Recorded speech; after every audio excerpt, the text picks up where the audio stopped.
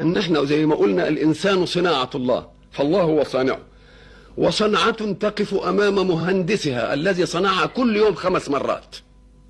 يبقى لا بد ان تكون على اوفى شيء من الضبط. 5 مرات امام صانعها. قلنا ان المهندس من البشر يصلح الآلة بشيء مادي يضعه فيها، ولكن الحق لانه غيب يصلح عبده الذي يقف بين يديه في لحظة القرب هذه بأمر غيبي أيضا، مش بعملية، لا بأمر غيب، فتخرج من مقام ربك وأنت لا تعلم كيف ارتحت، كيف تبددت همومك، كيف قويت طاقة إيمانك، كل هذه المسائل. إذن فالصلاة هي التي تشحن الإنسان علشان يقبل على الإيه؟ على التكاليف. ولذا كان الإسلام قد بني على 5: شهادة أن لا إله إلا الله وأن محمد رسول الله، وإقام الصلاة، وإيتاء الزكاة، وصوم رمضان، وحج البيت. نعم. نيجي نشوف الأركان دي. الأركان قد لا توجد إلا في بعض الناس. هي أركان الإسلام صحيح، إنما ما هيش أركان المسلم، لأن المسلم قد يكون فقيرا لا يزكي فيسقط عنه فرض الزكاة، والمسلم قد يكون مريضا أو مسافرا فلا يصلي فيسقط عنه فرض الصوم، لا يصوم فيسقط عنه فرض الصوم، وقد لا يستطيع فيسقط عنه فرض الحج. إذن فهي أركان الإسلام ليست أركان المسلم، لأن المسلم قد يكتفى منه بأن يشهد أن لا إله إلا الله وأن محمد رسول الله وأن يقيم الصلاة. إذن فالركن الأساسي الذي لا ينفك عن الإنسان أبدا هو الصلاة.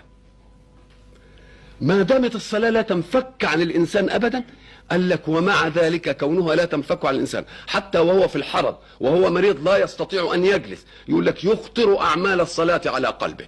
إذن فلا عذر لها في السقوط أبدا. أنت مطلوب منك أن تشهد أن لا إله إلا الله وأن محمد رسول الله مرة في حياتك، خلاص انتهت. وبعد ذلك قد تكون فقير زي ما قلنا فلا تزكي، مريض وما تصومش، غير مستطيع فلا تحج، فما الذي بقي لك من أركان الإسلام؟ بقت الصلاة وهي الركن المكرر. ولذلك أدي معنى الصلاة عماد الدين. وإذا نظرت إليها وجدتها مع كونها التي لا تسقط ففيها كل أركان الإسلام، لأنك لا بد في الصلاة أن تشهد أن لا إله إلا الله وأن محمد رسول الله. إذن فالركن الأول مكرر فيها. وأيضا إيتاء الزكاة. ما هي الزكاة؟ الزكاة شيء من مالي أخرجه للمحتاج. إذن فأنت تضحي بشيء من مالك. المال في عرف الاقتصاد فرع العمل، المال في الإسلام فرع العمل، والعمل فرع الوقت، لأن ما دام عمل يعوز وقت، فكأنك ضحيت ببعض مالك الناتج من عملك الناتج من استغلال وقتك. والصلاة مش تأخذ من المال، تأخذ من الوقت اللي بيجي يعمل فيه العمل اللي بيجيب المال. فكأن الزكاة أخذت شيئا من المال اللي هو ناتج عن العمل، العمل الناتج عن الوقت.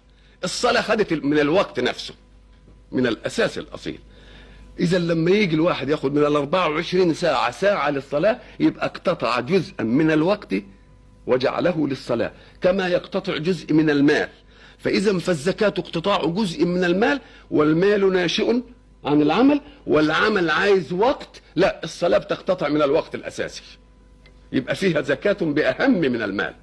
واللي بيمنع الناس عن كثير من الصلاة يقول لك الوقت وتعطلني عن مصالحي. نقول له كما سمى الله نقصان الزكاة، نقصان المال من الزكاة، ما سماهش نقصان، سماها زكاة، سماها نماء. فيجب أن تستقبل أيضا الوقت الضائع عندك، ده اللي انت بتقول عليه ضائع، استقبالك للمال الناقص يخرج من مالك، فهو ينميه ويزيده ولا ينقصه. فكذلك الوقت إذا ضحيت منه ببعضه وجعلته لله وشحنت الشحنة، فإن البركة في بقية الوقت ستعوضك كل ما فات، كما أن الزكاة نماء والربا محق.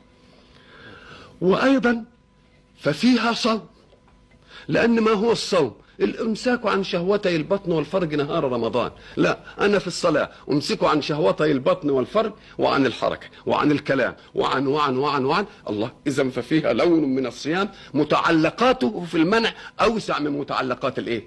من متعلقات الصيام. وايضا ففيها حج البيت من استطاع اليه سبيلا، لانك تستحضر وأنت تصلي بيت الله فتتجه إليه وتتحرى إليه. إذا فلأنه الركن الوحيد إن جاءت فيه كل الأركان من شهادة أن لا إله إلا الله ومن الزكاة بشيء أقيم من المال بل بالوقت الذي يأتي بالمال، وبعد ذلك صمت فوق ما تصوم فيه عن رمضان، ومع ذلك استحضرت بيت ربك في كل وقت من الأوقات، فكأنك حججت بقلبك وإن عجزت عن أن تحج بقالبك. السلام عليكم. لا تنسوا الاعجاب بالفيديو والاشتراك في القناة تشجيعا لنا لنستمر بنشر المزيد إن شاء الله.